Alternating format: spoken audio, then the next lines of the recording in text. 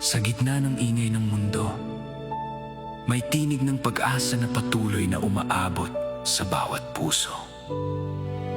From the mountains to the cities, mula sa bawat tahanan hanggang sa bawat puso ng Pilipino sa buong mundo. Welcome to Living Word Radio, the voice of inspiration across the airwaves. Kasama si Pastor DJ Amordi. Hatid ang salita ng Diyos, inspirasyon at pag-asa araw-araw. Broadcasting live every 5:30 a.m. Ito ang inyong tahanan ng pananampalataya. Living Word Radio.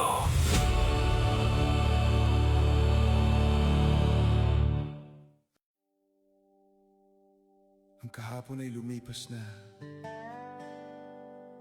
Ang bukas ay hindi pa natin hawak. Pero ang ngayon, regalo ng Diyos. Huwag sayangin ang panahon.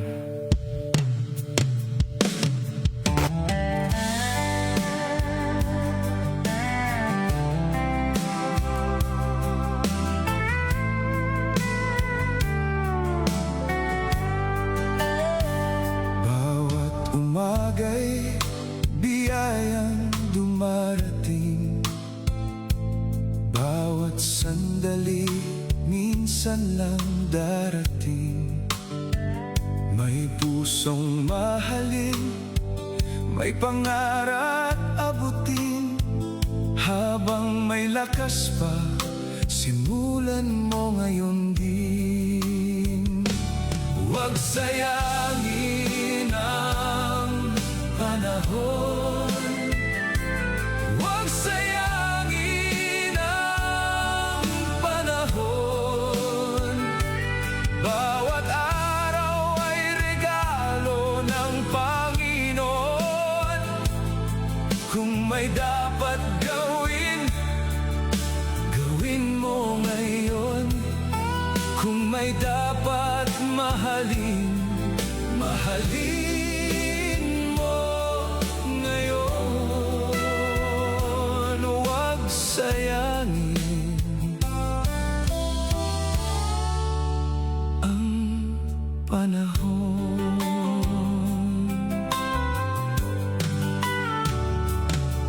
May patawad na dapat nang sabihin. May pangarap na dapat nang simulan din. Ang oras na lumipas ay hindi na babalik. Kaya mamuhay ng may layunin bawat saglit. Ang pera'y maaaring muling kitain, ngunit kahapon ay hindi na maaangkin. Kaya maglingkod, magmahal at manalangin habang may panahon. Ang Diyos ay unahin. Huwag sayangin ang panahon. Huwag sayangin ang panahon. Bawat araw ay regalo ng Panginoon. Kung may dapat gawin, gawin mo ngayon. Lumakad ng may layunin, kasama ang Panginoon. Huwag sayangin ang panahon. Ang kahapon ay alaala. Ang bukas ay nasa kamay ng Diyos. Ang ngayon ay nasa iyong mga kamay. Huwag sayangin ang panahon.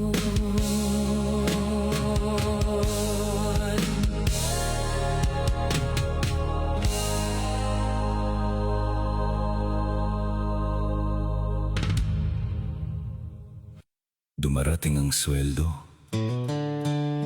Parang ang saya ng mundo. Pero ilang araw lang biglang tanong natin, saan na napunta yon? May sale, may checkout, may deserve ko to. Pero sabi ng karunungan, hindi lahat ng gusto kailangang bilhin mo.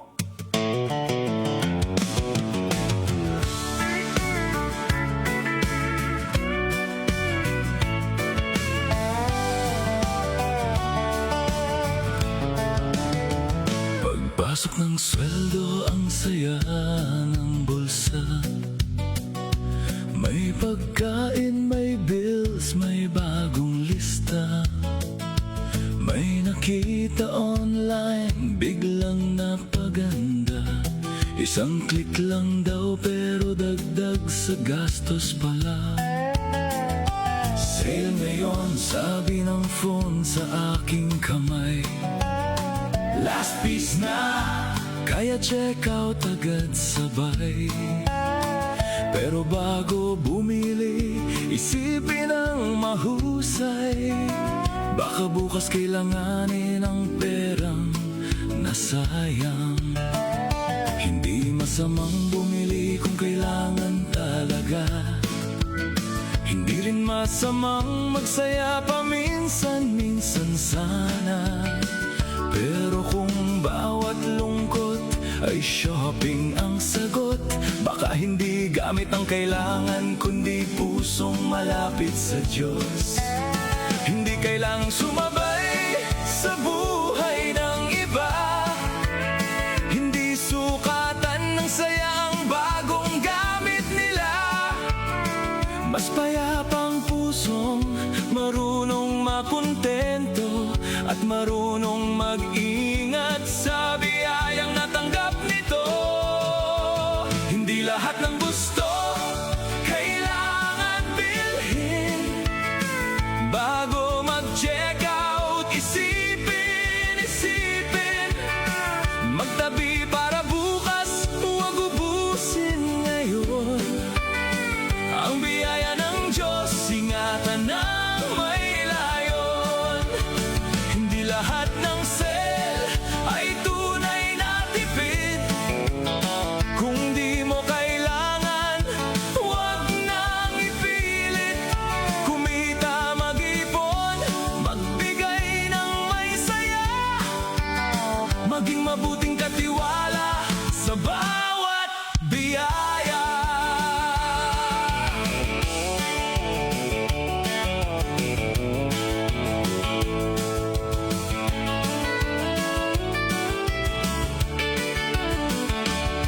Hindi pera ang tunay na kayamanan. Hindi gamit ang sukatan ng kagalakan. Kung si Kristo ang laman ng ating puso, matututo tayong mamuhay ng simple at totoo. May panahon ng paggastos, may panahon ng pag-iingat, may panahon ng pagbibigay sa kapwang nangangailangan. At sa bawat perang dumaraan sa ating kamay, sabihin, Panginoon, turuan mo akong maging marunong habang buhay. Hindi lahat ng gusto kailangan bilhin. Bago mag-check out, isipin. Magtabi para bukas, huwag ubusin ngayon. Ang biyaya ng Diyos, ingatan ng may layon. Hindi lahat ng sale ay tunay na tipid. Kung di mo kailangan, huwag nang ipilit. Kumita, mag-ipon, magbigay ng may saya. Maging mabuting katiwala sa bawat biyaya. Hindi dami ng gamit ang sukatan ng saya, kundi pusong kontento sa biyaya niya. Bago gumastos, manalangin at mag-isip. Karunungan ngayon, pagpapala sa iyong bukas. Kaibigan, hindi masama ang gumastos. Hindi masama ang magkaroon. Pero huwag nating hayaang gusto natin ngayon ang kumuha ng kapayapaan natin bukas. Matutong magplano, matutong mag-ipon, matutong magbigay, at higit sa lahat, matutong makontento. Dahil ang bawat biyayang dumaraan sa ating kamay ay isang pagkakataong maging mabuting katiwala. Hindi lahat ng gusto kailangang bilhin.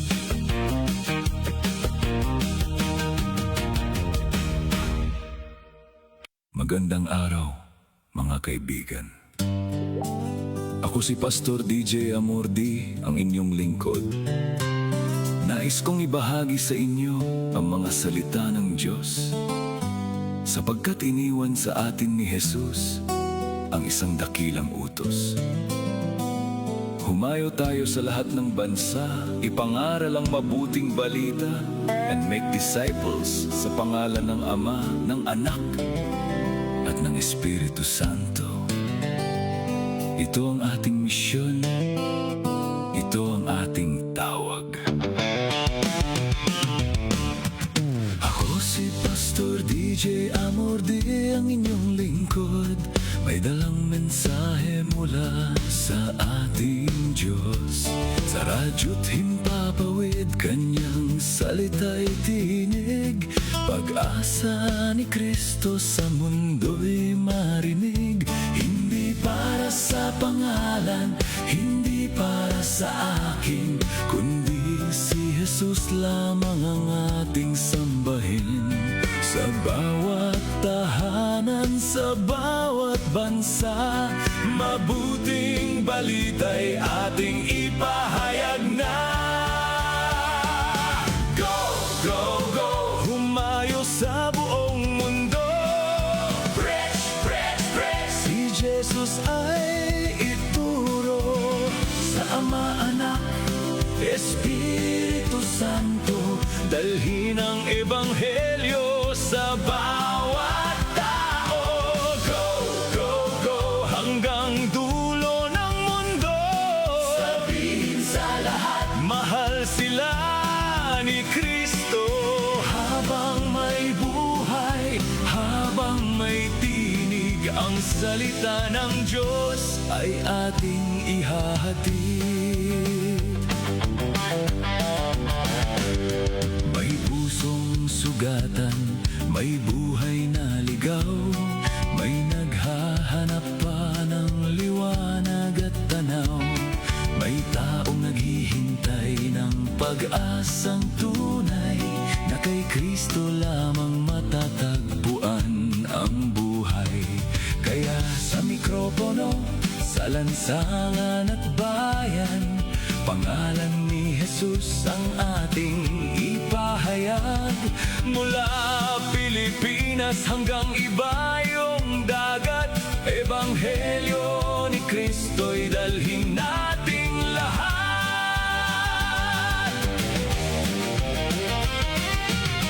Kung may tinig pa, magsasalita. kung may lakas pa, hahayo tayo. Kung may pusong hindi pa nakakakilala, Ang pag-ibig ni Kristo'y ating ipapakita. Hindi tayo titigil, hindi urong, hanggang Ebanghelyo'y marinig ng mundo. Ito ang tawag, ito ang misyon. Jesus Christ to every nation. Go, go, go! Humayo sa buong mundo. Preach, preach, preach! Si Jesus ay ituro sa Ama, Anak, Espiritu Santo. Dalhin ang Ebanghelyo sa bawat tao. Go, go, go! Hanggang dulo ng mundo. sabihin sa lahat, Mahal sila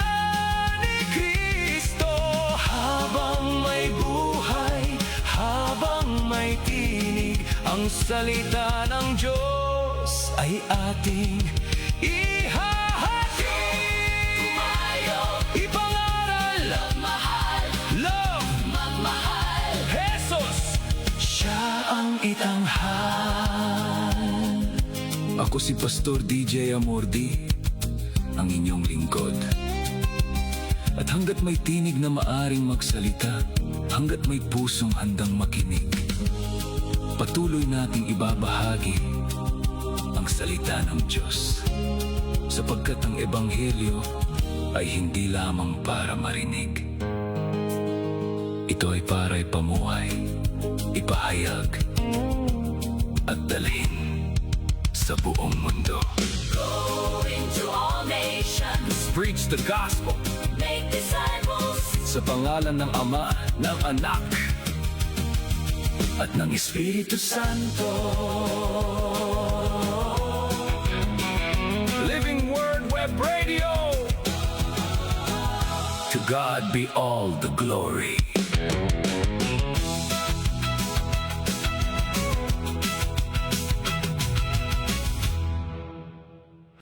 Dumarating ang sweldo.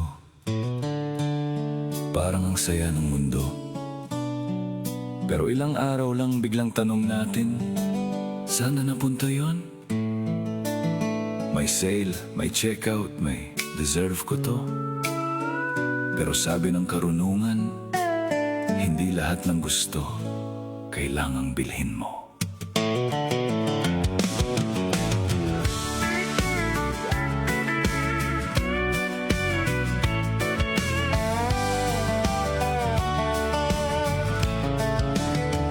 Pagpasok ng sweldo, ang saya ng bulsa.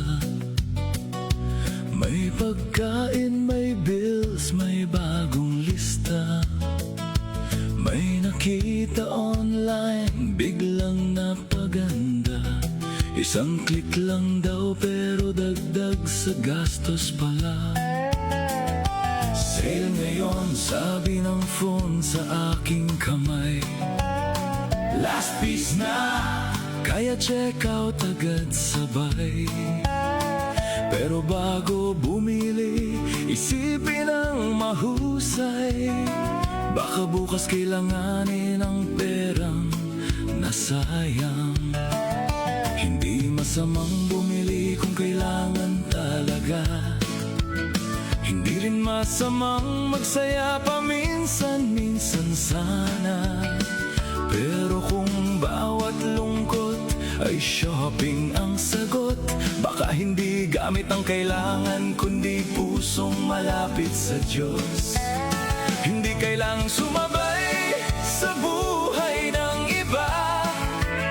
Hindi sukatan ng saya ang bagong gamit nila.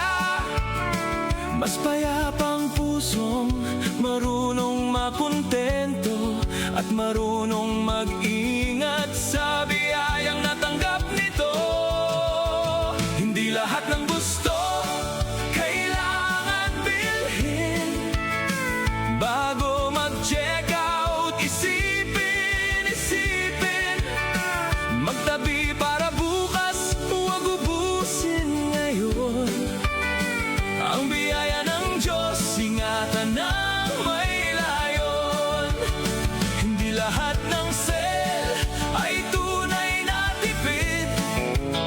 Kung di mo kailangan, huwag nang ipilit.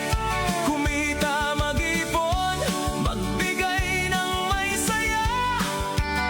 Maging mabuting katiwala sa bawat biyaya.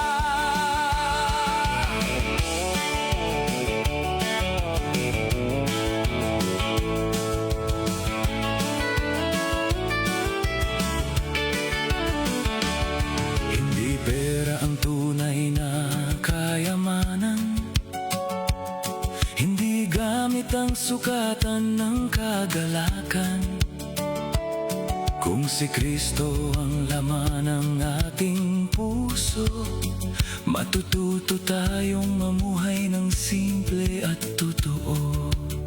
May panahon ng paggastos, may panahon ng pag-iingat, may panahon ng pagbibigay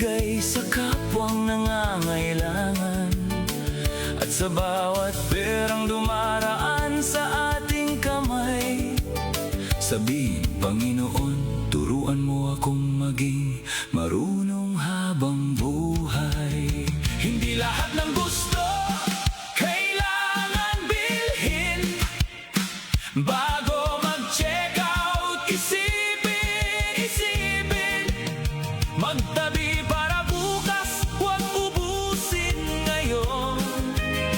Ang biyaya ng Diyos, ingatan ng may layon. Hindi lahat ng sale ay tunay na tipid. Kung di mo kailangan, huwag nang ipilit. Kumita, mag-ipon, magbigay ng may saya. Maging mabuting katiwala sa bawat biyaya. Hindi dami ng gamit ang sukatan ng saya, kundi pusong kontento sa biyaya niya. Bago gumastos, manalangin at mag-isip. Karunungan ngayon, pagpapala sa iyong bukas. Kaibigan, hindi masama ang gumastos, hindi masama ang magkaroon, pero huwag nating hayaang gusto natin ngayon ang kumuha ng kapayapaan nating bukas. Matutong magplano, matutong mag-ipon, matutong magbigay, at higit sa lahat, matutong makontento. Dahil ang bawat biyayang dumaraan sa ating kamay ay isang pagkakataong maging mabuting katiwala. Hindi lahat ng gusto kailangang bilhin.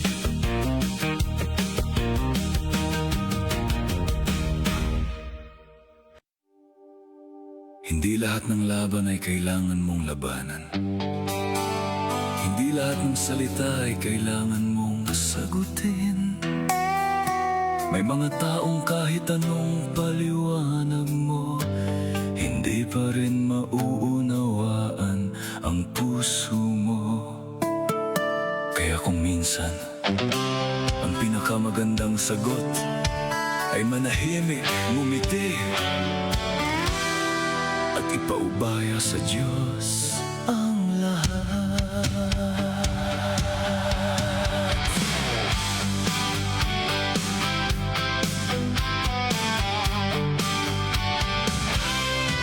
Huwag makipagtalo sa taong ayaw makinig.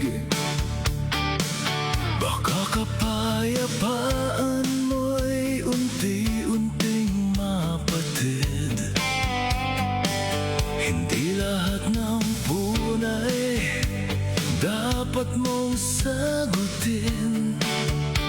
May laban na sa Diyos mo na lang ipaubaya rin. Kung hindi nila makita ang laman ng puso, huwag mong hayaang galit ang mamuno sa iyo. Ang tunay na lakas ay marunong tumahimik at sa gitna ng gulo, sa Diyos ay kumapit. Huwag makipagtalo, huwag nang patulan. Hindi lahat ng tao'y dapat mong patunayan. Kung alam ng Diyos ang laman ng iyong puso, sapat nang Siya ang nakakakilala sa iyo. Huwag makipagtalo, piliin ang kapayapaan.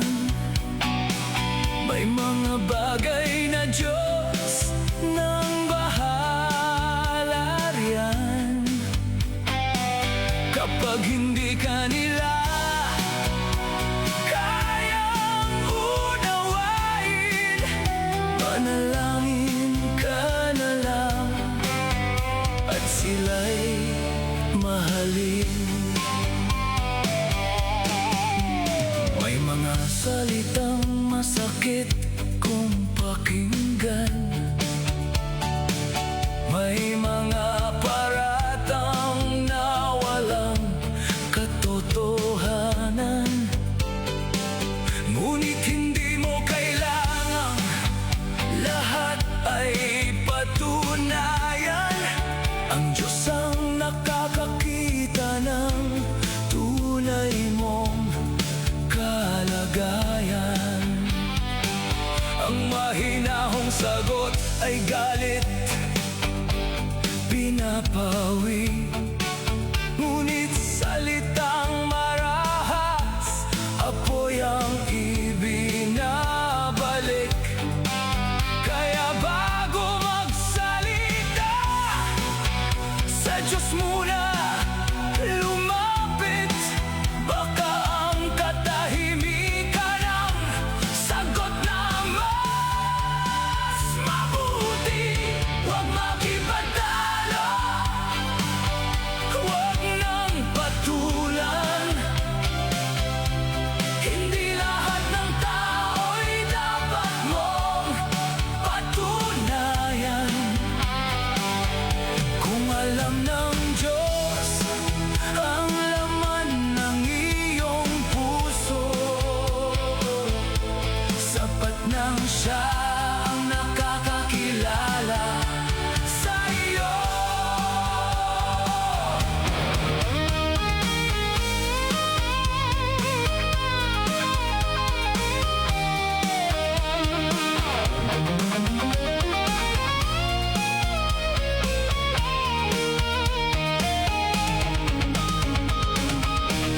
Hindi ka hinanang marunong tumahimik. Hindi pagkatalo ang sa Diyos ay kumapit. Kung si Jesus ay nanahimik sa maling paratang, magtuturing magtiwala sa Diyos na nakakaalam. Hindi mo kailangang manalo sa bawat usapan. Mas mahalaga ang pusong may kapayapaan. Iwan mo sa Diyos ang hindi mo kayang baguhin. At ang taong di magkaunawa, patuloy mong mahalin.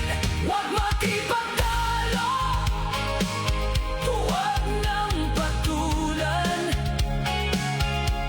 Hindi lahat ng tao'y dapat mong patunayan.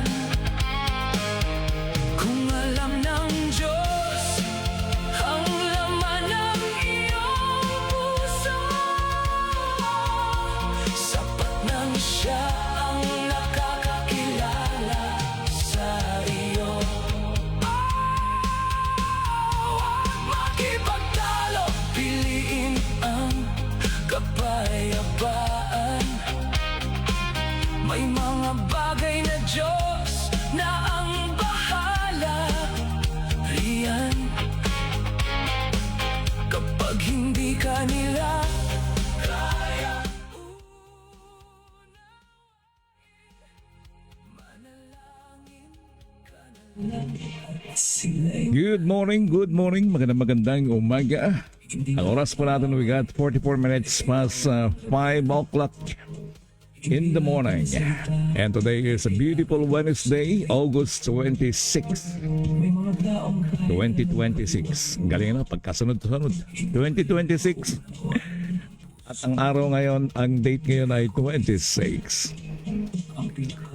Magandang umaga sa ating episode 118. You're listening live dito po sa Living Word Web Radio. Payong alis and keep on tuning. Just relax while you are sipping your coffee.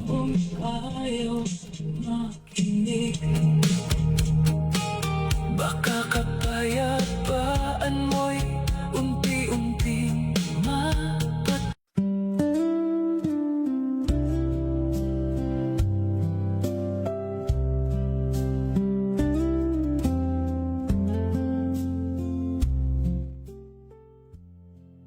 Good morning, magandang umaga po sa ating mga kaibigan.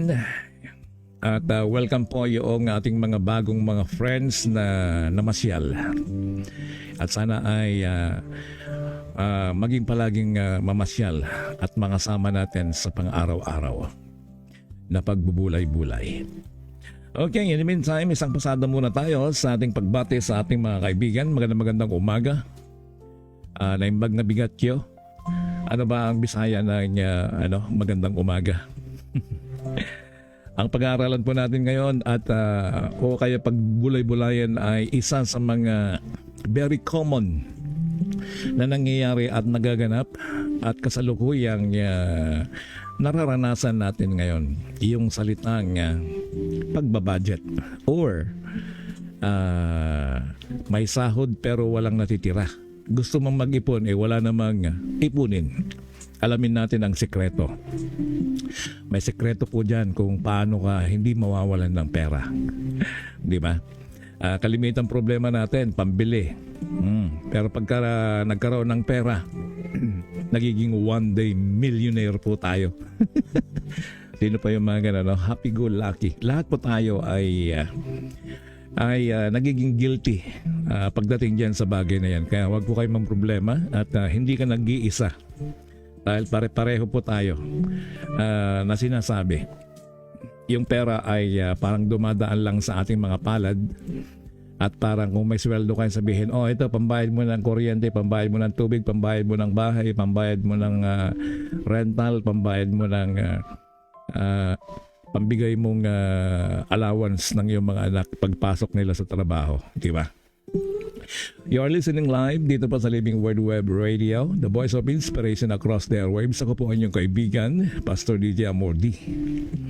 Pang 118 na po tayo na episode. And hopefully, still moving forward. Hindi lahat ng kaya mong bilhin ay kailangan mong bilhin. Ayan, episode 118. May sahod pero walang natitira. Kaya maaaring sasabihin mo sa akin, paano magkakapag-ipon? Wala namang iipunin. Alright. May sahod pero walang pera. Wala raw natitira. Ang main text po natin ay mula sa Proverbs 21:20. At supporting verses, Luke 14 verse 28, Proverbs 22:7, Proverbs chapter 27 verse 23-24, Matthew 6:19 to 21 and 31 to 33, and 1 Timothy chapter 6 verses 6 to 10, and Philippians 4:11 to 13. Diyan po pinanggalingan ang ating yung mga verses na po yan ay diyan po kinuha. Diyan ko po kinuha ang mga sources ng mga ito. Kaya meron po tayong marami po tayong mapag-aralan. Magandang araw po muli sa inyong lahat, mga minamahal at ginigili kong mga tagapakinig ng Living Word Web Radio, the voice of inspiration across the airwaves. Okay, and good morning. Pastor, enjoy listening to the Living Word mula kay Pastor Maning Dagdag, Pastor Roman, the resident pastor of Jesus the Solid Foundation Church International, diyan po sa Manaring Nagilian, Isabela. Magandang umaga at kasama na rin diyan si Manang Marlene, Pastora Marlene, and of course yung mga kapitbahay, si Manong Willie at saka si Maricel, at siyempre si Joy kung nandyan. And of course kayo, nandito pala si Kagawad Cecilia talaga Velasco, Ripolyo, yan, Ripolo.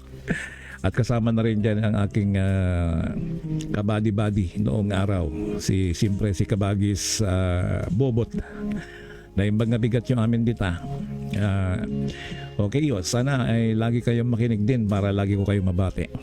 Life is very short, kaya po tayo ay nandito nagbabatian at thank you very much sa ating technology dahil sa technology ay kahit saan mang dako ng mundo, nasa kabila man, nasa US man, nasa Norway, nasa New Zealand, nasa Canada, nasa US, kahit saang dako ng lugar ng mundo ay nararating po natin. And of course, hello kay Ma'am Sylvia, watching from Olongapo City. Blessed morning everyone. Yan po ang mensahe. At kay Azia Tefiub Elam. Ewan ko kung binaliktad mo yung yung name, pero gayon pa man, si Azia pa rin. Good morning, isang vlogger ito, isang content creator. At maraming salamat sister, sana ay mabisita ka lagi dahil ang pinag-aaralan po dito ay halo-halo po na mapapakinabangan ng buhay natin sa pang-araw-araw na buhay. Biblical and present situation ika nga na nangyayari. At yan po ay tinatalakay natin para magkaroon po tayo ng magagandang idea kung paano rin po natin i-apply na naka-align sa banal na kasulatan. Say hello kay Ma'am Alma Abawag, watching again. Always nandito from USA. Ayun, United States of America. Magandang umaga rin kay Sir Jake Fernandez at kasama rin ang iyong mahal na better half, si Ma'am Janice. Ayan, kung hindi ako nagkamali kasi Glenda. Glenda ba yun nababanggit ko? Ma'am Janice, ayan. And of course kay Ma'am Jing Blanquera at sa lahat ng mga katrupahan natin na mga NR-SIT alumni. Ayun, medyo busy po ako ng sunod-sunod na araw kaya hindi po ako nakakapag-upload ng magagandang itong mga soundtrack natin, no? Yung bagong soundtrack natin, kasi po kung ano yung akma na topic natin ay nandun po base rin yung ating soundtrack. Ayun, ang soundtrack po natin ay hindi lahat ng gusto yung title. So, and of course, hello kay Pastor Manny Gadingan Nantes, watching from Itchage. Hello sir, kumusta po dyan sa Itchage? Isabella, a pastor of Church of the Living God Church, na kung saan ay akin namang schoolmate sa Living Christian Bible Seminary. Ayan, and of course, hello kay Zenaida Bilguera, Diyan po sa Santo Tomas, kasama na rin dyan si Ma'am Edna at Nanay Lydia. Ayan. And of course kay classmate LB at kay Nelia. Wala si Ma'am Nelia ngayon. Okay, magandang umaga. Of course kay Sister Lerma Balahadja. Good morning sa ating lahat. Yan po ang mensahe. Okay, meron po tayong question dyan, biblical reflection, na may mga question po ako dyan, no? At kung masagutan ninyo yan, ang isang question ay kung may isang financial decision kang babaguhin simula ngayong araw, ano yon? Mag-ipon, magbawas ng gastos, magbayad ng utang, mag-budget, magbigay o matutong makontento. Ayan, i-type nyo lamang po dyan yung mga kasagutan ninyo. Good morning everyone. A message also mula kay Ma'am Sinaida Bilguera. Okay, so ayun, message mula kay Ma'am Caroline. Magandang umaga po, ma'am. Good morning to all listeners of the Living Word Web Radio. May God able to bless us abundantly, so that in all things, at all times, we have all we need. We are abound in every work. Have a good one. Okay, thank you very much. A beautiful message. Tuloy-tuloy po tayo. Magandang araw muli sa inyong mga minamahal kong mga tagapakinig. Hindi lamang po kayo tagapakinig, kundi your part. Ayun. At meron na rin po akong nagawang t-shirt actually. T-shirt dahil meron pong Living Word Web Radio activity this coming Sunday. sa mga kapatiran nating mga kulot. Ayan, makita niyo yung aking t-shirt. Tingnan. Ayan. Ayan, nakita niyo? Sino gusto mag-order? Wala namang imposible, di ba? At yun po ay tulong papunta sa mga mga kapuspalad dahil po kasalukuyan ay nasa state of emergency. This coming Sunday ay magkakaroon ng feeding. At kung gusto niyo sumuporta, pwede ko na ipadala yung GCash. Your 100 pesos or 200 pesos na pagpapakain. Kami magluluto sa Sabado. At maraming salamat kay Ma'am Caroline sa suporta dito. Papakain kami ng mga siguro wala namang 1,000 pero siguro may mga 100, 200 ganyan. Anyway, kasalukuyan pa rin kaming binabayo ng ulan dito at bagyo sa Zambales. At makikita nyo yan sa mga balita, no, na lumubog talagang lumubog yung as in yung bahay. Hindi sa tubig kundi sa buhangin. Ito po yung tinatawag na lahar. At tuwing umuulan ay bumababa yung lahar na yan. At ilang kabahayan, marami din, halos isang sa mabababang part, no, ay na doon bumagsak yung mga lahar na yan. Okay, a message also mula kay Ma'am Ching Blanquera. Magandang umaga, Pastor, at sa lahat ng sumusubaybay sa Living Word Web Radio. Maraming salamat po. And kay Ma'am Maripas Bautista, ayun. Okay, at sa lahat ng mga kaibigan natin, wala yata yung mga iba dito na hindi ko na i-share yata. Sige, share ko. Yung aking kaibigan na isa. At baka may sabihin yan. Okay, sige. And alright. Ang titulo po ng ating pag-aaralan, tuloy-tuloy na po tayo. May sahod pero walang natitira. Ikaw po, may natitira o sobra-sobra yung sobra-sobrang tumulong? Ayan, sa mga may kakayahang tumulong sa iba. Okay, tutulong po kami at actually sa amin sa Living Word Web Radio ay feeding lang. Mostly sa mga bata. Yan, sama ko po dyan yung mga ibang mga pastors na mga kulot. Okay, sila po yung mga tinawag na Negrito or Aita community. Ako po muli ang inyong kaibigan at saan man kayo naroon, nasa bahay, nasa trabaho, nasa biyahe, nagnenegosyo o nagpapahinga, dalangin ko na gamitin ng Panginoon ang ating mensahe ngayong umaga upang bigyan tayo ng inspirasyon. Mensaheng nagbibigay ng inspirasyon at practical na magkaroon tayo ng practical na karunungan para sa ating pang-araw-araw na buhay. Ang pag-usapan natin ngayon ay isang bagay na halos lahat ay nakaka-relate. Pera. Ayan. May pera ka ba?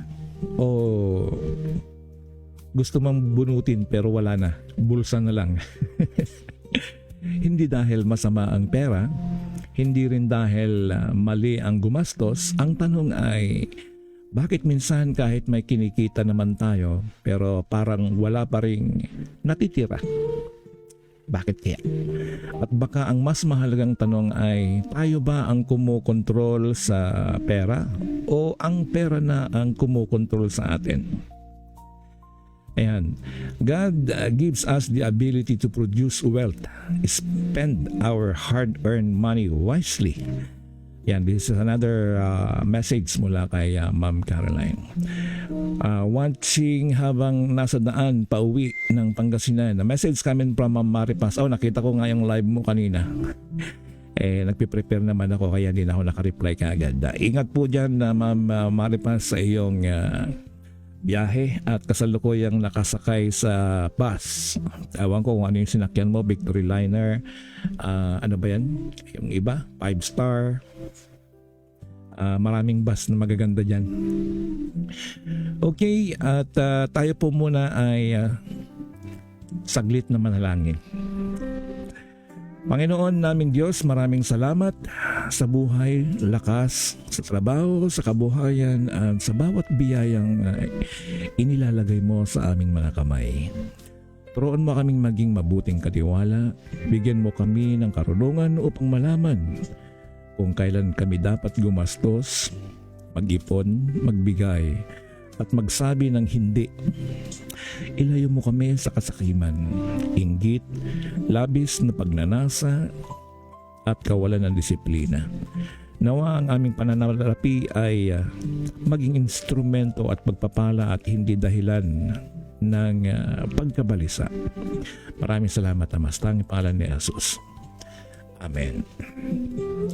May isang tao na sumahod ng sabihin na natin 10,000 o 15,000 o 20,000, 25,000. Pagkatapos ng ilang araw, sinabi niya, hindi ko alam kung saan napunta yung pera ko. Pero ang totoo, hindi naman talaga biglang nawala ang pera.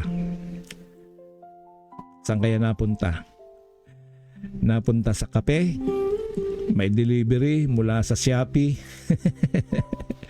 Ayan, sino ba yung mahilig mag-Shopee at saka hindi lang Shopee, may Lazada pa, yung isa, no? Tapos, hindi lang, may Temu pa na ngayon iba-ibang, ang dami ma-order, no? So, may gadget na installment, through home credit, may online sale, may pagkain sa labas, may deserve ko to.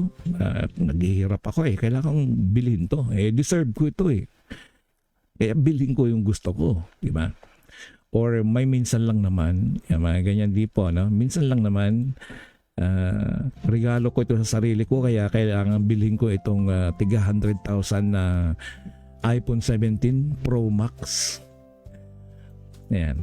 So, kung itatanong mo kung saan napunta yung mga pera mo na nauubos araw-araw, para kang may bayong na may maliit na butas, no? Bumili ka ng kape, ayan. Bumili ka ng asukal, bumili ka ng pang-ulam, karne, gulay, prutas. Malimit na akala mo maliit lang, no? O kaya nagkayayaan bigla sa mga kaibigan. O pare, mare, Carol, o Lerma, Maripas, tara kain tayo sa Jollibee. O doon punta tayo ng coffee shop. Ayan. So, marami pong mga at sabihin mo ay maliit naman, mga 300 lang yung gagastusin o kaya ambagan ng 150. Hanggang sa dumating ang katapusan ng buwan at biglang, Lord, bakit parang kulang? Minsan hindi income ang problema. Minsan ang problema ay yung salitang management. Ayon sa Proverbs 21:20 says, there is a treasure to be desired and oil in the dwelling of the wise. But a foolish man is petted up. Sabi niya, napakasimple ng larawan. Ang wise person ay natitira. Ang foolish person, inuubos lahat. Hindi sinasabi ng Biblia na dapat tayong maging kuripot. Hindi sinasabi ng Biblia na dapat tayong maging kuripot, no? Hindi rin sinasabing bawal mag-enjoy. Ang itinuturo ay wisdom knows when to spend or when to spend. Alamin mo kung kailangan ka gumastos at kung kailangan ka mag-save and when to say no. Dako po tayo sa unang puntos. Hindi lahat ng kayang bilhin ay dapat bilhin. Ayon sa Luke chapter 14 verse 28, for which of you intending to build a tower seated not down first and counted the cost? Ang sabi niya, alin man sa inyo ang magtatayo ng bahay o kaya tower kasi binanggit dito o sa atin naman ay bahay, hindi ba uupo muna Ayan, o kaya pababakuran mo na napakataas yung bahay mo. Hindi ba uupo muna at bibilagin kung magkano ang cost? Ayan, papintura ka man, pa-interior ka man, o anong dapat mong gawin. So, uupo ka muna at bibilangin lahat yun ang cost estimate bago gumawa ng desisyon. Count the cost. Maraming tao ang nagtatanong, kaya ko bang bilhin? Pero mas magandang tanong ay, dapat ko bang bilhin ito? Magkaiba ang dalawang iyon. May pera ka para sa bagong sapatos, pero baka kailangan mong mas uunahin yung tuition fee kaysa doon sa sapatos mo. Hindi pa naman bumubuka o ngumingiti yung sapatos mo. May credit limit ka para sa bagong phone. Kaya nakita mo, ano kaya to? Ay, may kulang. Pero yung kulang niya, ipapangutang mo pa. No? Dahil lang sa bagong phone na yan, luma na yung phone ko. Tapos meron pang mag-aasar sa'yo. Oh, yung phone mo, palitan mo na yan, luma na yan. Tingnan mo yung phone ko, ang ganda-ganda, oh, di ba? You know. Okay, pero baka wala kang emergency fund. Nakabili ka na ng cellphone, tapos biglang may nagkasakit sa iyo o kaya doon sa family mo or ikaw mismo, di ba? At ito yung pinakamalimit, yung salitang sale. Nakaban, kilometer pastor hatid sa airport, anak ng manugang. Okay. Maraming salamat sa update, Ma'am Malipas. Pero hindi ibig sabihin kailangan mong bumili. Diba? May sale. Marami kang makikita. Pagpunta mo sa pambungad mo pa lamang sa mall, may mga sale kang makikita. Hindi porke kaya mong bilhin ngayon, marami ka, paldo. Kaya mo na ring harapin ang epekto nito bukas. Bago bumili, itanong. Number 1 ay, need ba ito? Dagdagan ba? Dagdagan mo ng need ba ito talaga? Want ba ito? Need and want. Diba? Iba kasi yung kailangan at iba yung gusto. Ay, gusto ko ito. Deserve ko ito. Bumili ka ng 3 t-shirt. No? Puro bago. Pagdating mo sa bahay, tingnan mo yung aparador mo, puro t-shirt. Puro damit. Hindi mo naman na isusuot lahat. Ang mga sinusuot mo lang yung paborito mo. At yung mga iba nandun, nakatambak na. Tingnan mo sa paligid mo. At tapos tingnan mo yung sa ilalim ng kama mo. Puro sapatos. O kaya kung ano-anong anik-anik. O kaya naman ay impulse lang. Ito yung sinasabing bugso ng damdamin. Impulsive. Kapag hindi mo kayang sagutin na kailangan ko ba ito, ay huwag mo muna raw bilhin. Huwag mo munang bilhin. No? Dako tayo sa pangalawang point or point 2. Ang maliliit na gastos ay nagiging malaking butas. Madalas hindi natin alam or madalas hindi naman isang napakalaking purchase ang sumisira sa budget. Kasi minsan 100, minsan 150 mamaya, 200 mamayang hapon. Pagsapit ng gabi, may naisip ka o kaya kulang ng bawang, kulang ng... ngayon, bawang pa lang, 100 na eh. Hindi na katulad noon na yung 25 centimos mo, may mabibili pa. Okay, so... At sinasabi natin, maliit lang naman. Pero halimbawa, 200 kada araw. Sa ibang bansa ay $60 o Canadian dollar every day. Times mo ngayon yan sa 30 days. O sabihin mong $200 na lang maximum, no? Or kaya dito sa Pilipinas, 200 pesos. I-times mo sa 30 days. $6,000. Oh, di ba? Kasi kapag nagkwenta ka, lalo-lalo na kahit na may estudyante ka, hindi lang yung tuition fee. Kasama dyan yung budget niya araw-araw na 200 pesos. Siyempre, pambili. Ganito mga kailangan. At yung pamasahe niya sa tricycle. No? So, sa palagay mo, maliit ba yun? 200 kada araw times 30 days.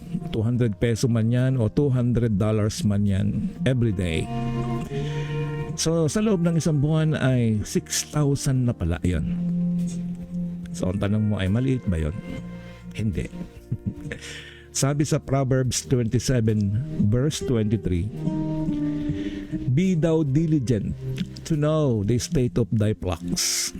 Sa panahon ngayon masasabi natin, alamin mo ang kalagayan ng pera mo. Track or tracking, yung sinusuri mo, yung spending. Binibilang mo din. Alamin kung saan pumupunta. Minsan hindi isang malaking gastos ang nagpapahirap sa atin. Daan-daang maliliit na gastos na hindi natin binabantayan. Nakaupo ka lang dyan tapos biglang may kumatok sa'yo. Oh, mare! May dala-dala siyang gulay o pambenta o kaya naman naalala ko noon yun yung mga lalo sa mga babae yung ginaganon sa mukha, no? Mga pampaganda beauty products, no? At yun ay sasabihin sa'yo, oh mare, sale ngayon ito, dati ito 6,000, ngayon to ano na lang ngayon, 1,000, 2,000 na lang. O pwede mo namang hulugan yan, ikaw naman mare, para hindi naman masayang yung pagod kong pagpunta rito. At si ikaw naman pumayag, pumirma ka naman ngayon sa installment. Ayun, wala sa plano. Biglang napagastos ka ngayon kasi kailangan mong pampaganda. Sabihin, lalo dinemo pa. Yung kalahati pumuti. Tapos iniwanan yung kabila. Hindi nagbago. Kailangan mo nang idiretso. Sige, idiretso mo na. Para lubos-lubusan kang gumanda. Yun, wala sa plano. Dako po tayo sa point 3. Huwag gamitin ang pera para gamutin ang emosyon. Yung mga mahilig uminom, aray ko, bumusina muna ako Hindi ko naman sasagasaan yung mga manginginom. Galing din naman ako dyan Huwag gamitin ang pera para gamutin ang emosyon. Pare, samahan mo ako kasi may problema ako ng konti. Inuman tayo. O kaya naman nagkayaan, pumunta muna sa bar. Yung emosyon na nakakaboring naman pare, punta tayo sa isang lugar na malamig na lugar. Yun, noong nakatikim, uminit. Yung karburador, yung hasang, uminit. Ito na ngayon, paldo yung bulsa. Sky's the limit. Wala na sa isip, gastos ng gastos, babayad na lang pag dumating yung servidora o yung waitress. At magugulat siya ngayon, masaya siya sa kanyang kaibigan, pero pagdating ng kinaumagahan, mangungutang sa tindahan ng pang-ulam kasi naubos kagabi. Wala ng pera, naubos So maaring wala ka na ring ulam, kaya magsardinas ka na lang o kaya asin. Kagabi ang pulutan mo, pusit, inihaw na tilapia, mga ganon. Kasi nga, naubos mo lahat. Ito ang tinatawag na emotional spending. Meron din palang emotional spending. Paano kung nag-stress ka, tapos nagpunta ka doon sa isang supermarket, ang daming sale, no? At pagtingin mong ganun, may pera pa ako. Uy, meron pa, pwede pa to. Kung ikaw ay may emotional kasalukuyan, ikaw ay malungkot at tanging libagan mo lang ay bumili, no? At stress, kumain sa labas, may problema, nag-shopping, supermarket, may nakita sa Facebook, ayun, uy, mayroong ano dito, magandang sale ito. O kaya naman ay naiinggit, bakit si bili naman ng bili, bakit ako hindi? Deserve ko ito. May bagong gadget ang kaibigan niya. Ang ganon. So gusto ko rin magkaroon ng ganon. Mga minamahal na kapatid. Pero sabi ng unang Timoteo chapter 6 verse 6, godliness with contentment is great gain. Contentment. Napakalaking salita. Hindi ibig sabihin na wala ka ng pangarap. Ang ibig sabihin, hindi nakadepende ang iyong kasiyahan kung ano ang mayroon sa ibang tao. Kalimitan nangyayari yan. May bagong t-shirt, may bagong sapatos, bagong cellphone, may bagong relo. mga ganyan, parang naiinggit tayo. Kapag comparison ang naging dahilan ng paggastos, walang sapat na pera para sa pusong hindi marunong makontento. Hindi mo kailangang sabayan ang lifestyle ng iba. Alam mo yung lifestyle, hindi po yung luxury. Ang lifestyle ng iba yung magkaroon ka naman ng red horse. Di ba? Uy, naka-red horse siya. Ako rin, bili rin ako ng red horse. Magkano isang red horse? Ngayon, dumami yung bili mo. Yari na. Isang case na pala yung nauubos. Di ba? Alright. And kapag naubos na, siyempre, tatakam ka na naman kinaumagahan at problema mo na naman kung saan ka kukuha. Hindi mo alam, baka ipinagmamalaki nilang gamit na 5 taon pa nilang binabayaran. No? Minsan may mga ganun. Naiinggit ka doon sa kinainggitan mong gadget.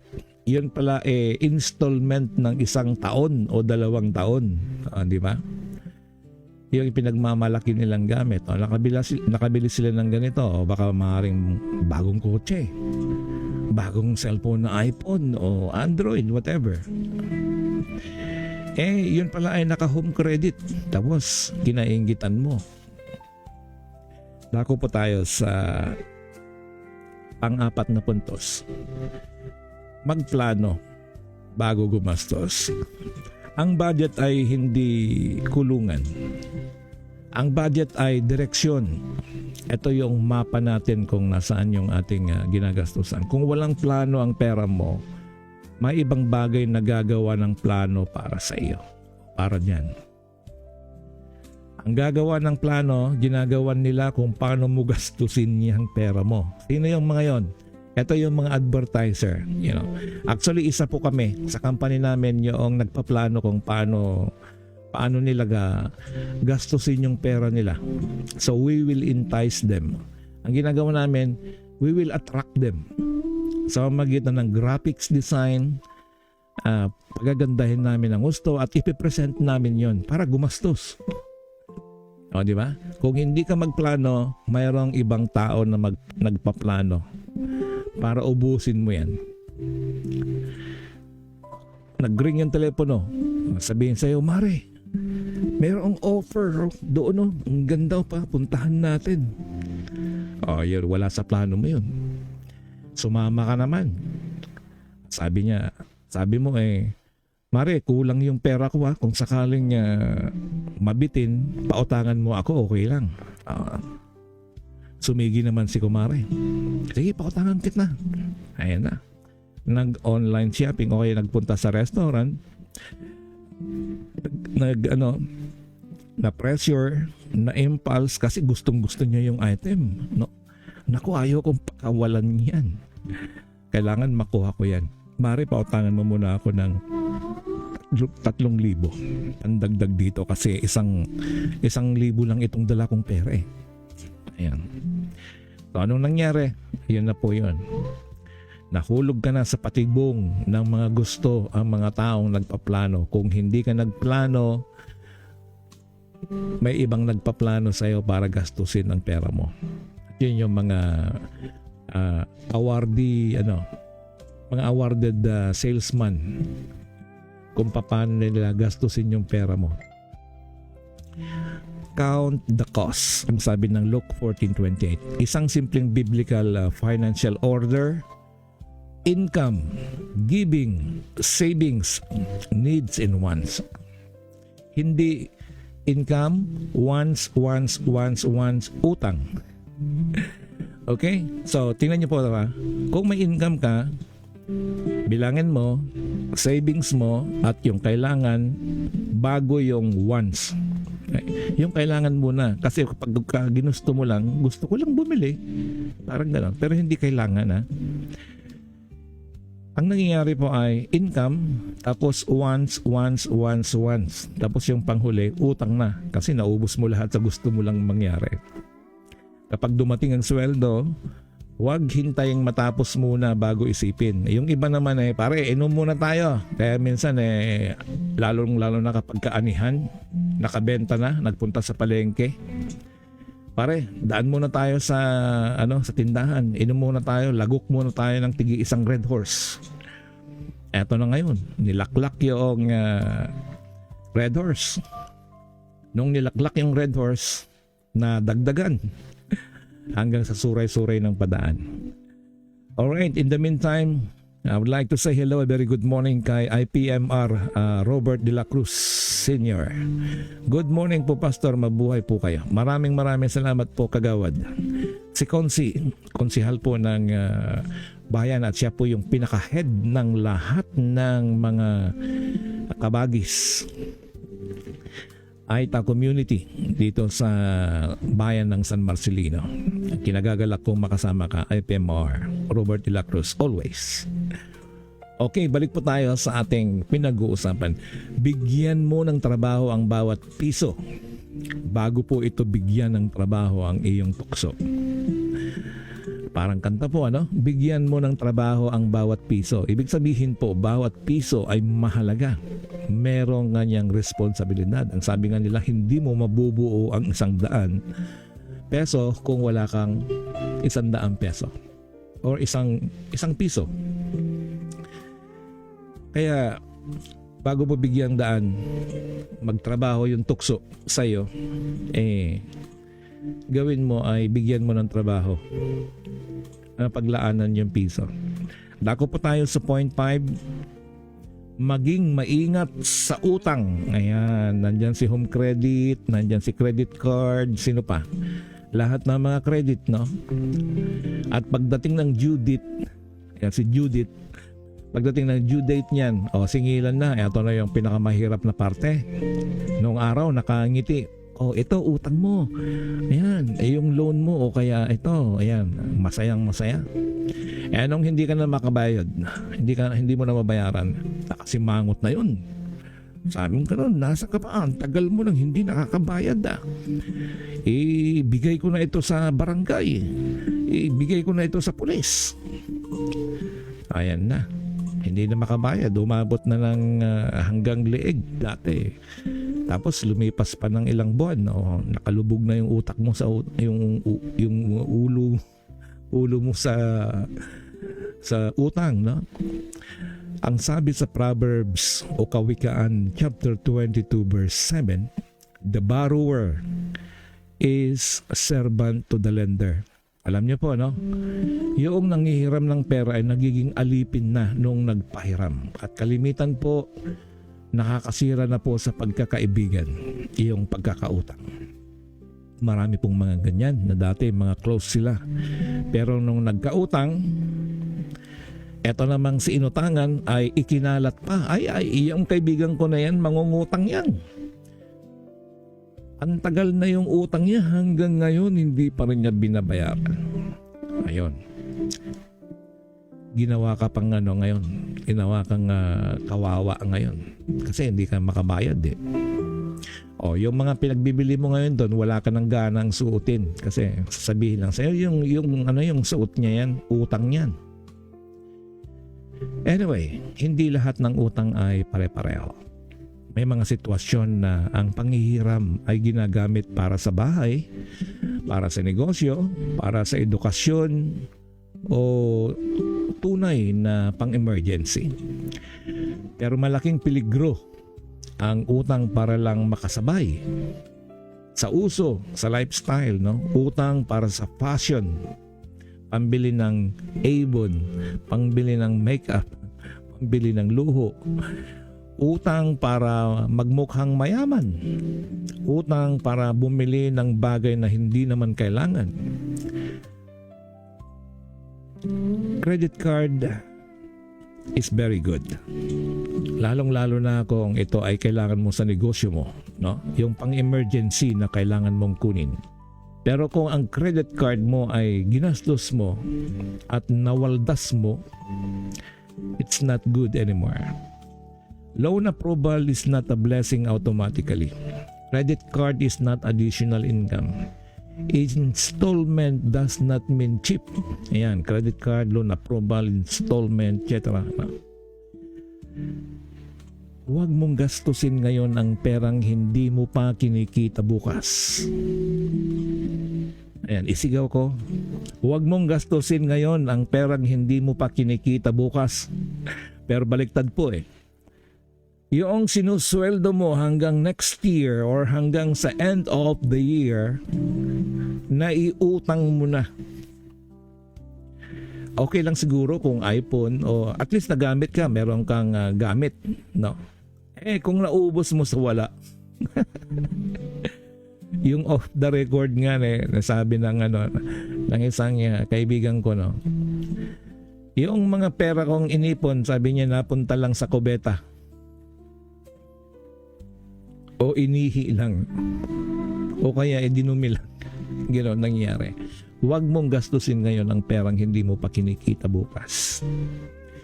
So, anong ibig sabihin nito? Kapag lagi mong inuuna ang future income, darating ang araw na wala nang natitirang future income para sa future mo.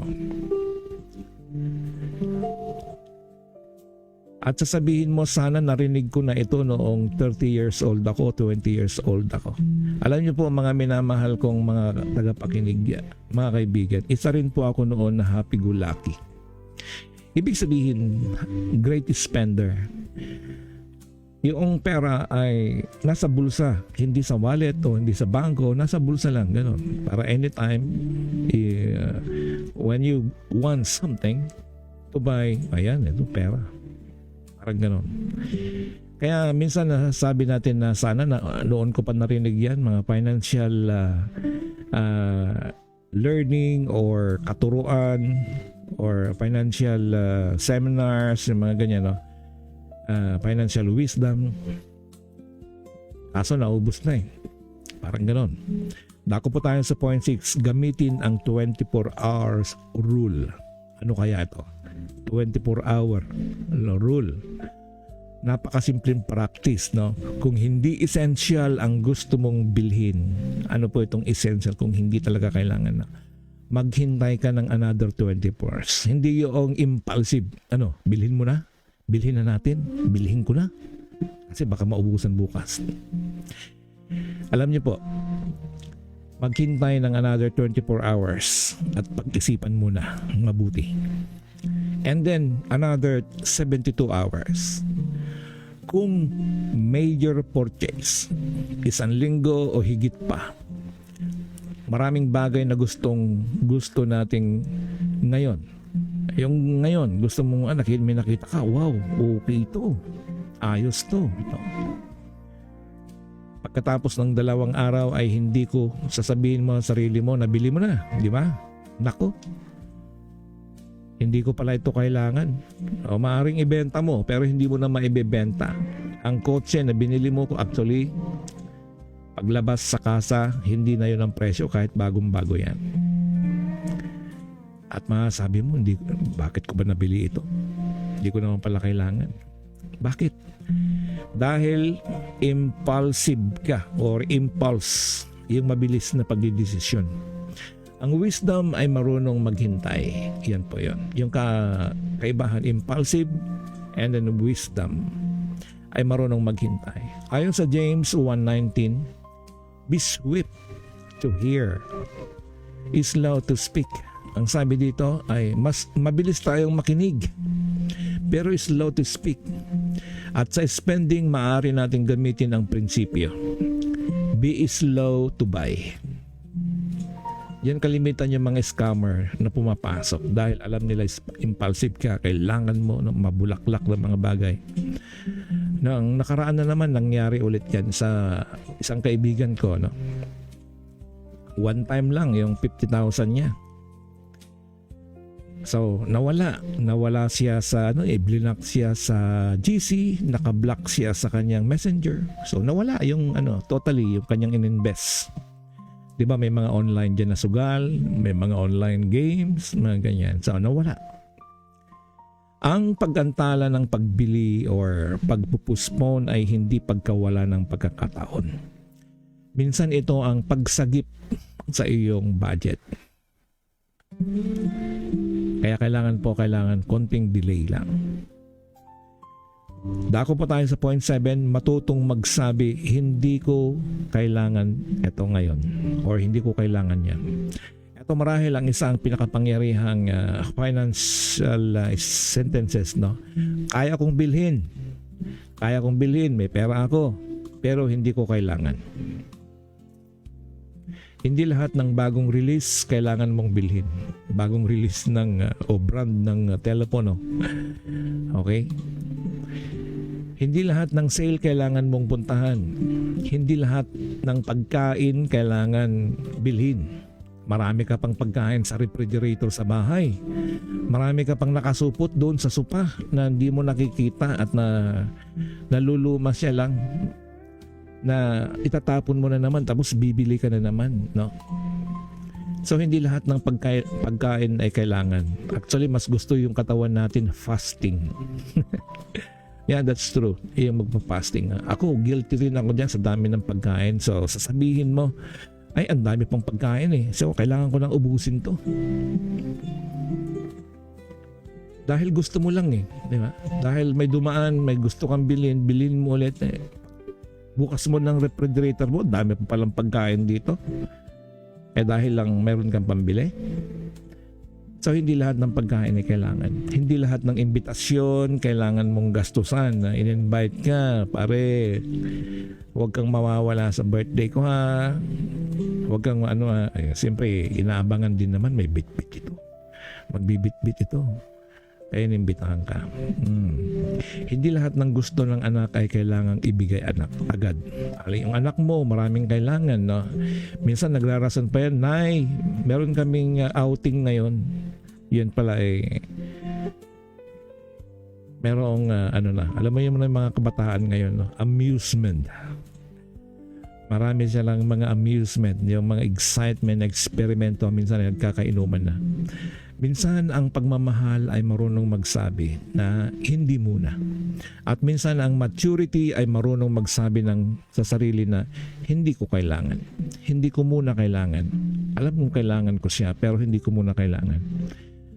Ayon sa Philippians chapter 4 verse 11, sinabi ni Apostol Pablo, I have learned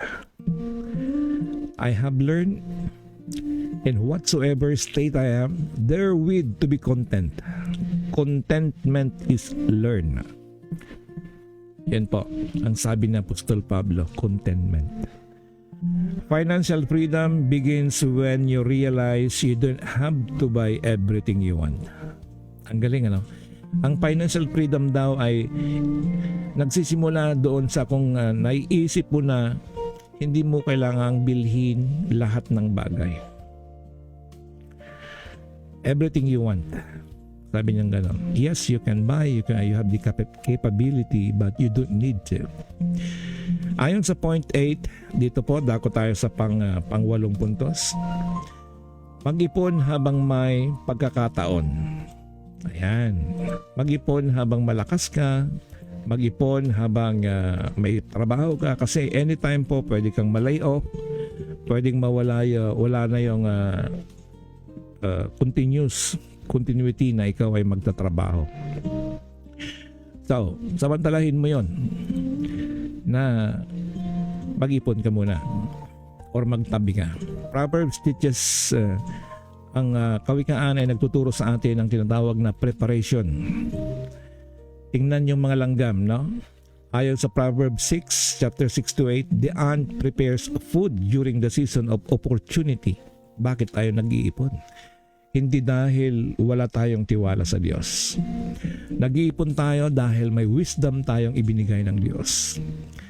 Meron tayong emergency fund, medical needs, education, retirement, family responsibilities, ministry opportunities. Hindi mo alam ang mangyayari bukas. Pero pwede kang maging mas handa. Ang ipon ay hindi kawalan ng pananampalataya. Maaari itong maging bunga ng karunungang ibinigay ng Diyos. Ako po tayo sa point 9, huwag kalimutang magbigay. Ito rin yung another source. Ang biblical stewardship ay hindi puro save, save, save. 2 Corinthians chapter 9 verse 7, ang sabi, God loves a cheerful giver. Mahal ng Diyos ang mga cheerful giver. Kapag pinagpapala tayo ng Diyos, hindi lang tayo tinatawag na maging collectors. Tinatawag din tayong maging channels of blessing. Tumutulong sa nangangailangan. Support ministry, bless parents, bless family wisely, bless someone in genuine need. Pero tandaan, generosity must also have wisdom. Hindi biblical generosity ang paulit-ulit mong inuubos ang sarili mo dahil hindi marunong mag-manage yung iba. Binibigyan mo pero yung binibigyan mo ay hindi sila marunong mag-manage. Yun po ang problema. Kung gusto niyo marunong mag-manage, padalo mo sa akin. Purihin ng Diyos. God blesses our hands not only so we can hold but so we can also give. Dako po tayo sa panghuli. Ito na po ang point 10. Alamin kung sino ang tunay na may-ari. Ito ang pinakamahalagang punto. Ayon sa Psalms chapter 24 verse 1, the earth is the Lord's and the fullness thereof. Everything belongs to God. Ang sweldo mo, blessing ng Diyos. Ang negosyo, iyan ay pagkakataon na ibinigay sa iyo ng Diyos. Ang lakas or energy mo magtrabaho, iyan ay galing sa Diyos. Ang talento mo, iyan ay galing sa Diyos. Kaya biblical stewardship begins with this truth. Hindi ako owner. Ako lamang ay tagapagkatiwala or steward. Ikaw ay pinagkatiwalaan ng Diyos. Ang isang araw, lahat tayo ay mananagot. Lahat tayo ay mananagot sa Diyos. Kung paano natin ginamit ang ipinagkatiwala niya. Hindi lamang magkano ang kinita mo, kundi ano ang ginawa mo sa ipinagkatiwala sa iyo ng Diyos.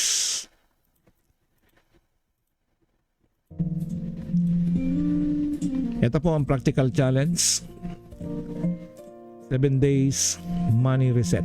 Ngayong linggo gawin natin ito kung kaya mong gawin. Isulat mo lahat na yung income mo.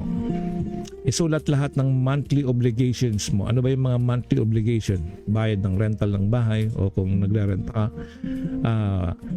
bayad ng ikinakain mo araw-araw, yung pamasahe mo araw-araw, pinambili mo ng toothpaste, pinambili mo ng kung ano-ano dyan. Amen. So lahat ng meron tayo ay galing sa Diyos. Ayan po ang sabi ni Ma'am Sylvia.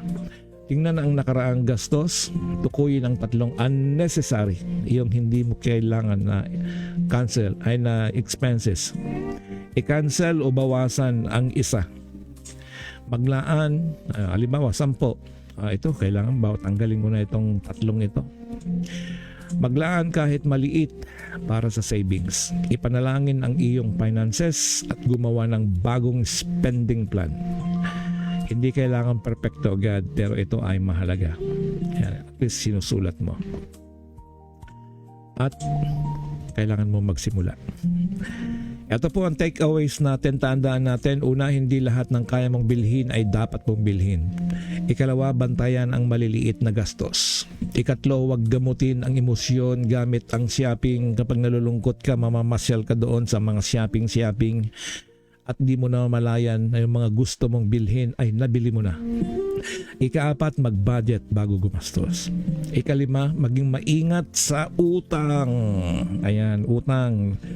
Maraming dito, hindi makautang sa bangko. Ang solusyon ay kay Bombay. Pagdating ng kanyang singilan, pinagtatago ko na ngayon, no? Okay, so practice delayed gratification. At ikapito, matutong magsabi ng hindi ko pa kailangan ito or hindi ko kailangan. Meron pa naman akong gagamitin. Ikawalo, mag-ipon habang may pagkakataon. Ikasyam, maging generous. Yes, maging generous tayo, but be wise. Okay, baka yung pag pinagbibigyan mo wala, inuutakan ka lang pala o parang naging scammer na ngayon, naging generous ka nga pero yung ibinigay mo ay napupunta lang sa wala.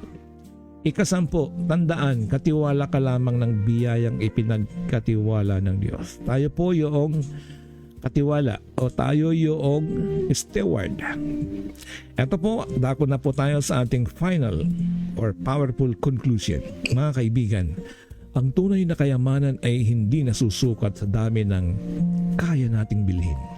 Minsan ang pinakamalaking tanda ng maturity ay hindi tingnan mo ang mga nabili ko, kundi kaya kong bilhin pero pinili kong huwag bilhin dahil may mas mahalagang layunin.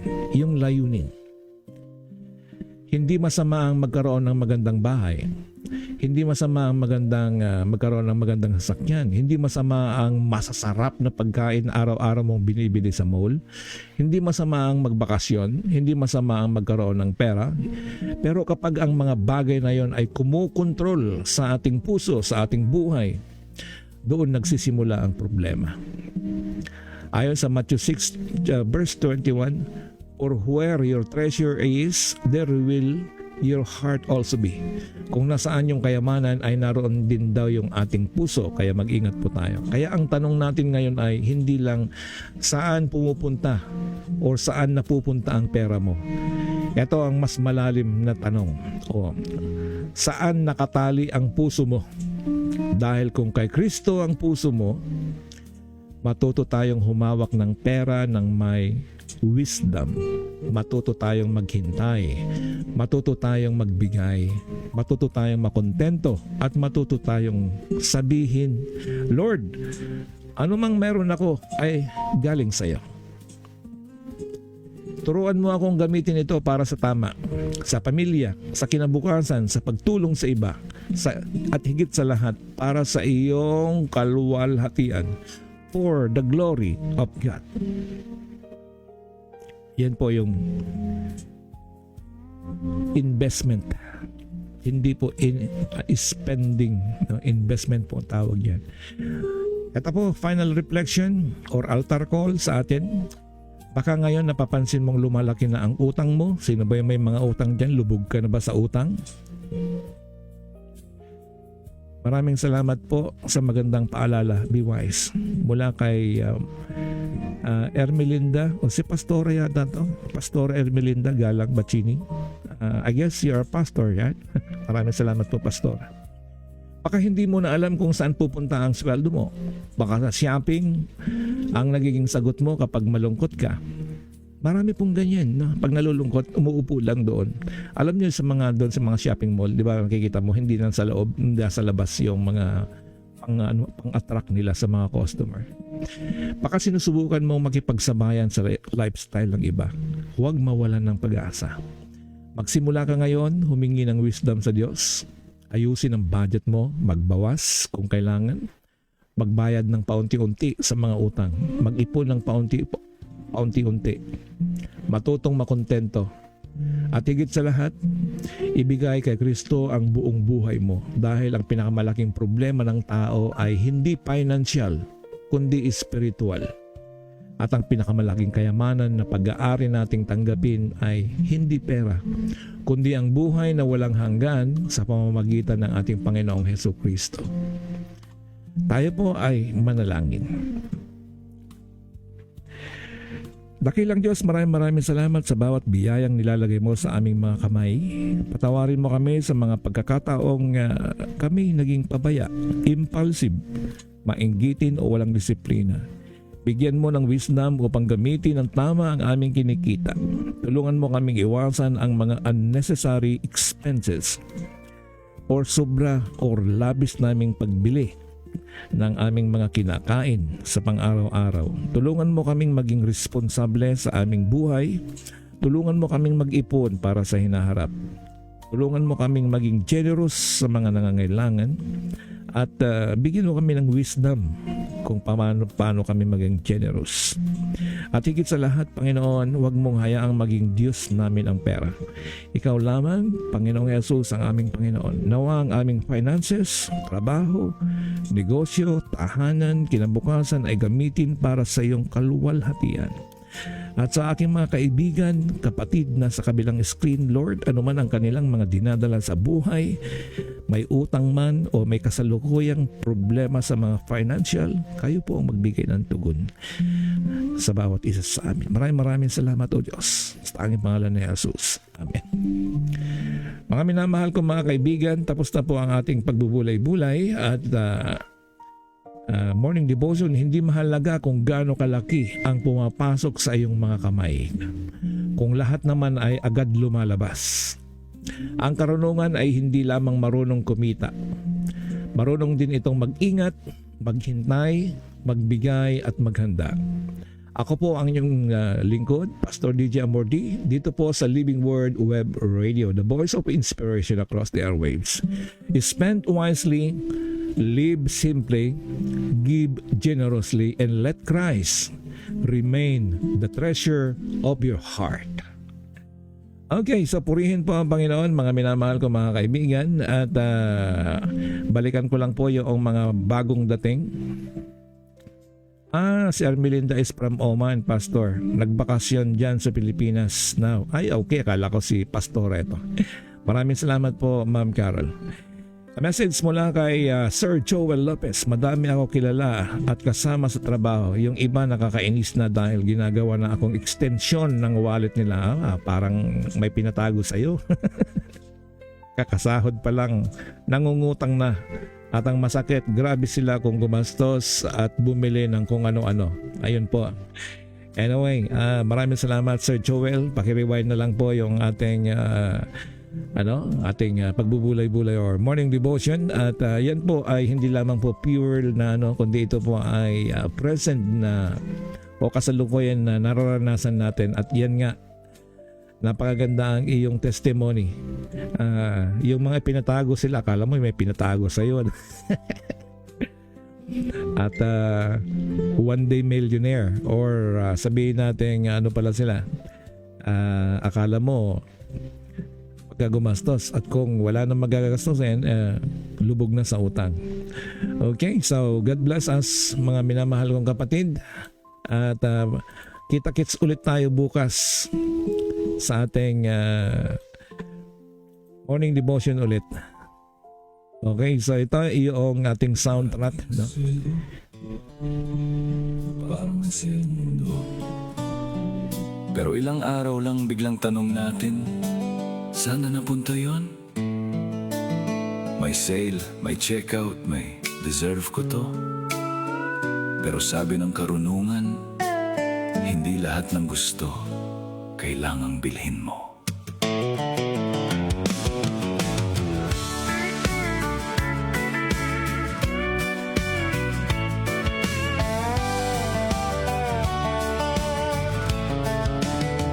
Pagpasok ng sweldo, ang saya ng bulsa. May pagkain, may bills, may bagong lista. May nakita online, biglang napaganda. Isang click lang daw pero dagdag sa gastos pala. Sale ngayon, sabi ng phone sa aking kamay. Last piece na, kaya check out agad sabay. Pero bago bumili, isipin ang mahusay.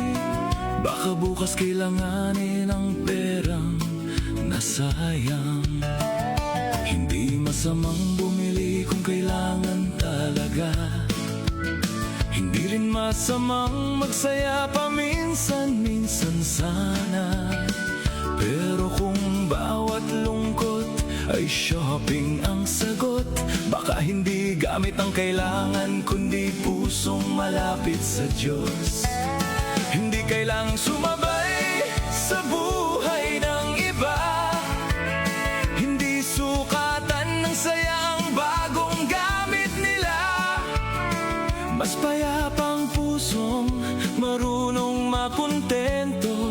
at marunong mag-ingat sa biyayang natanggap nito. Hindi lahat ng gusto kailangan bilhin. Bago mag-check out, isipin magtabi para bukas, huwag ubusin ngayon. Ang biyaya ng Diyos, ingatan ng may layon. Hindi lahat ng sale ay tunay na tipid. Kung di mo kailangan, huwag nang ipilit. Kumita, mag-ipon, magbigay ng may saya. Maging mabuting katiwala sa bawat biyaya.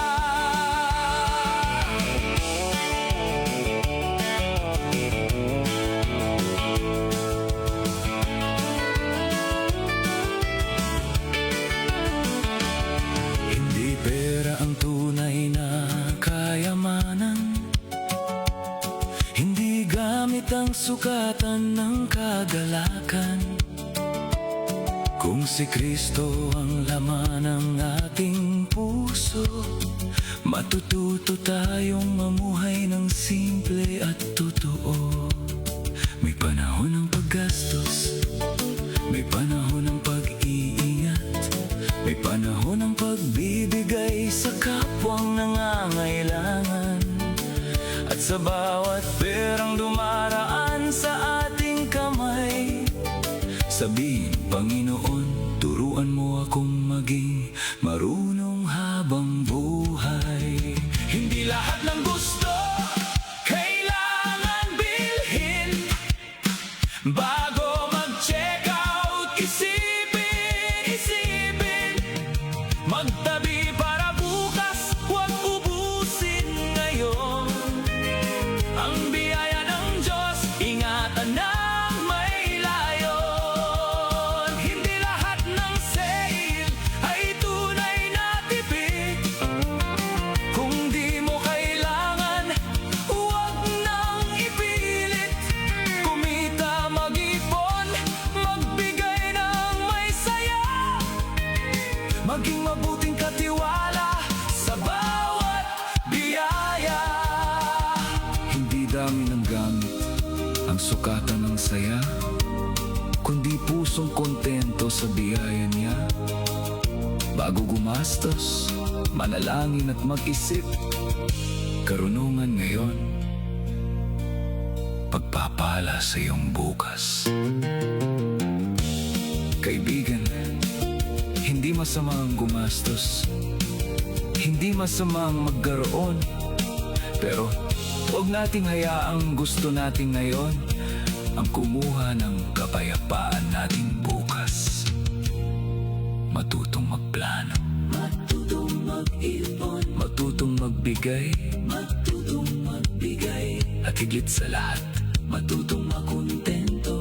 Dahil ang bawat biyayang dumaraan sa ating kamay ay isang pagkakataong maging mabuting katiwala. Hindi lahat ng gusto kailangang bilhin.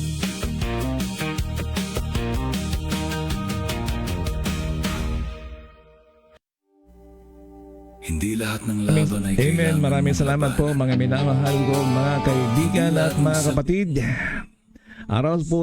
Oras po natin, we got more 7 minutes before 7 o'clock. Hanggang sa muli po tayo sa ating pagkasama sa araw ng bukas. Araw-araw po ang ating pagkasama-sama at wala pong kawasawa-sawa. You are listening live dito po sa Living Word Web Radio. At lagi pong kasama ninyo ay si Pastor DJ Amordi. Maraming salamat po and God bless. Abangan na lang po yung mga soundtrack, hopefully. Pero ngayon medyo busy pa talaga ako hanggang mamayang hapon siguro. Most probably mamayang hapon ay post ko na. Kay, sa mga nagtatanong, kay Ma'am Sylvia at sa mga iba pa, si Ma'am, sino pa yung mga iba dyan. Ayun, ang sabi ni Ma'am Caroline, ako Pastor, shopaholic ng prutas. Ayan, praise the Lord. What a blessing. Ito, what a beautiful message, Pastor. So touching. And A message coming from Sylvia. Thank you, Lord, for the grace and for in favor. Ayan. Alright, so God bless po sa lahat. Purihin po ang Diyos, sabi ni Sir Jake Aga at Sir Rolando. Maraming salamat muli. At kung meron man pong nakaligtaan, salamat Pastor sa magandang paalala. Be wise mula kay Ermelinda Galang Bacchini na galing pala ng Oman at kasalukuyang nasa Pilipinas ngayon. Okay, kung meron man po akong nalampasan at hindi nabate, ay na lang bukas, babawi po kayo. Maraming salamat po. Keep on tuning. At panandali ang maghiwa-hiwalay tayo ngayong umaga. Maraming salamat sa inyong patuloy na pagsuporta.